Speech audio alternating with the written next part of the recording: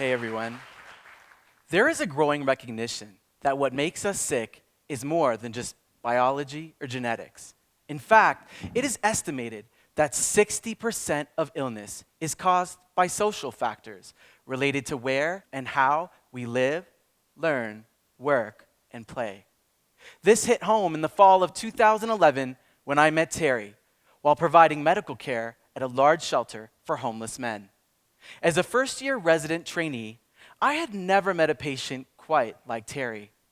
With over 15 years on the street, Terry had lived a very hard life.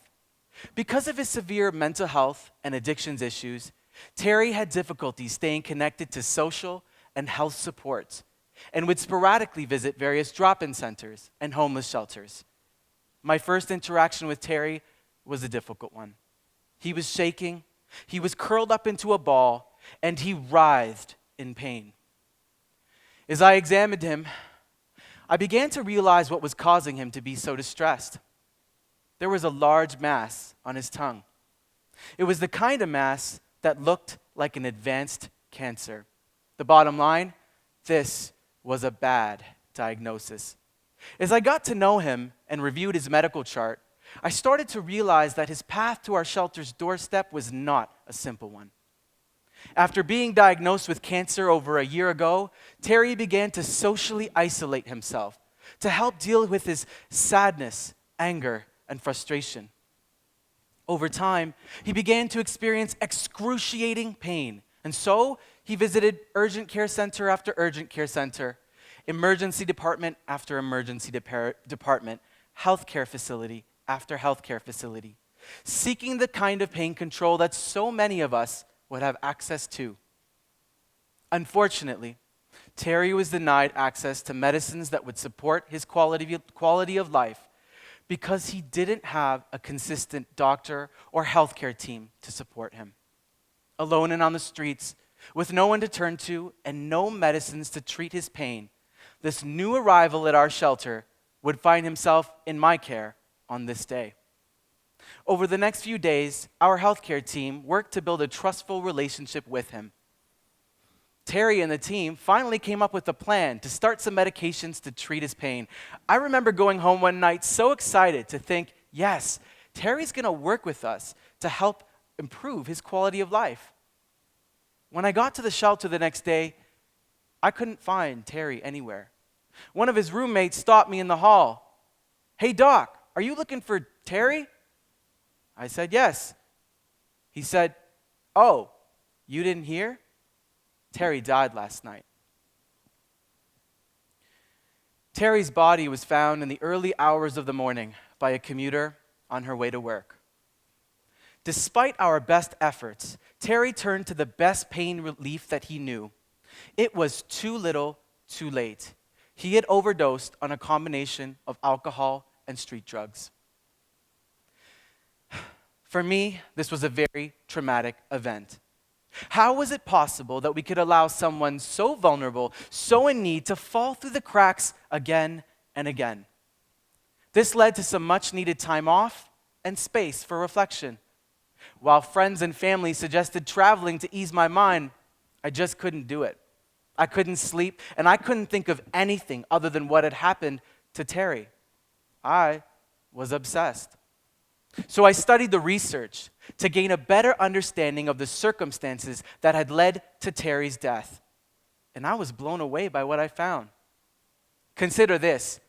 Over 250,000 unique Canadians experience homelessness each year. For every one person in a shelter, there are 23 others that we don't see who are on the verge of homelessness. In fact, one in five Canadian households experience housing vulnerability each year. But what is the connection between homelessness and health? Compared to the general population, the homeless are 28 times more likely to have hepatitis C virus, 5 times more likely to have heart disease, 4 times more likely to have cancer. Oh, and remember the 23 others we don't see but on the verge of homelessness? Well, their health is just as bad. Stunned by this data, I couldn't stop there. Images of Terry would linger in my mind, and I wanted to know, how did the homeless die? Where do the homeless die? And how many others have shared Terry's fate? I was shocked by what I learned. The average life expectancy of the homeless, 34 to 47 years. The average Canadian, 77 to 82.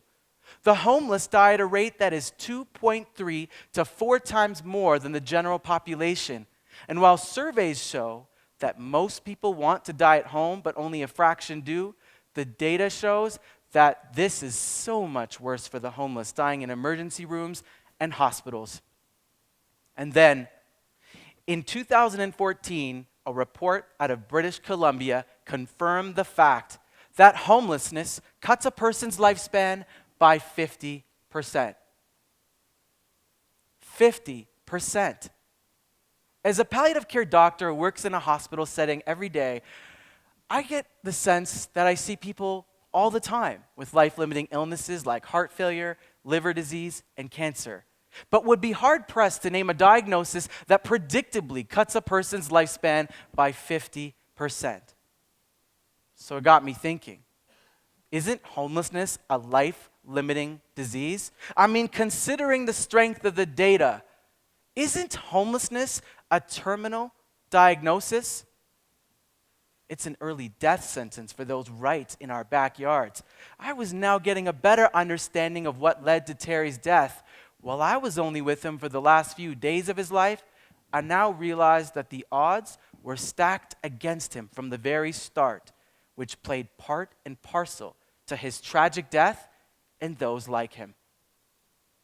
After completing my training, I knew I had to find a way to address this issue. And that way was through the delivery of palliative care for the homeless. Some ask, why palliative care? Well, palliative care aims to provide quality of life for those with serious illnesses. Recent research shows that early palliative care not only improves quality of life, but has the potential to increase quantity of life too. For someone who had experienced such a poor quality of life and was assured such a short quantity of life, wasn't Terry the kind of person who was deserving of this kind of care? So our team at the Inner City Health Associates, a team of doctors caring for the homeless in Toronto, came together to make a change. We envisioned a new model of care and called it PEACH, Palliative Education and Care for the Homeless. Aside from its somewhat warm and fuzzy name, isn't it cute? PEACH is a team that aims to meet patients wherever they're at, under bridges, on the streets, in shelters. Our hope is that by bringing health and social supports to folks who are homeless with serious illnesses, that nobody falls through the cracks.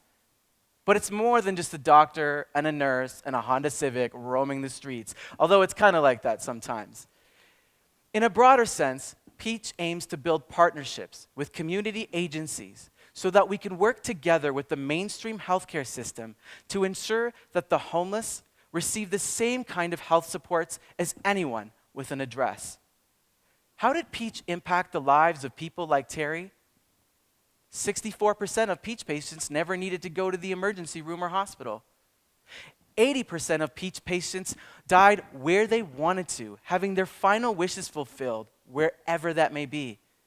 And 85% of the time, PEACH patients were reconnected to friends and family who in many cases had not spoken in decades. With initiatives of a similar focus underway and established in Victoria, Calgary, Ottawa, Seattle, Boston, and Brisbane, Australia, to name a few, it's clear this is a global public health concern that people really care about, that we can address. In retrospect, I realized that the emotions that drew me to this very issue are the same ones that are driving this emerging worldwide movement.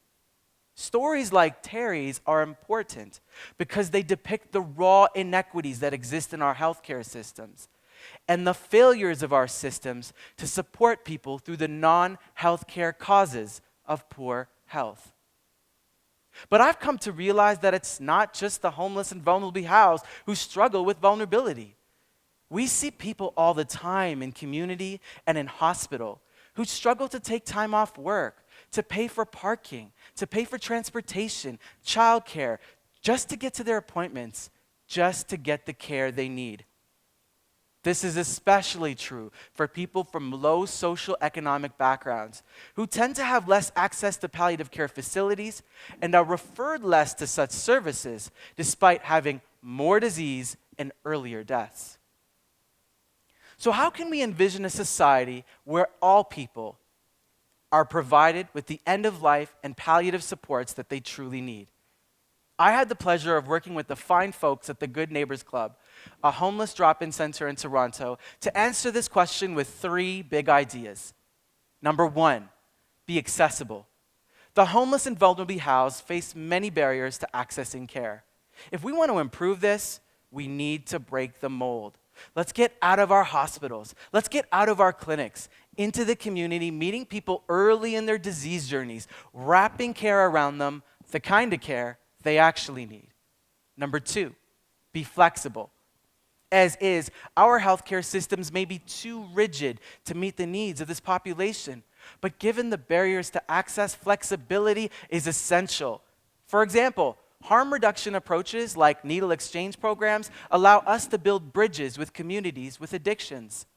It may take more time or resources, but this is a necessary step so that we can build relationships with people who have experienced years of stigma and years of trauma.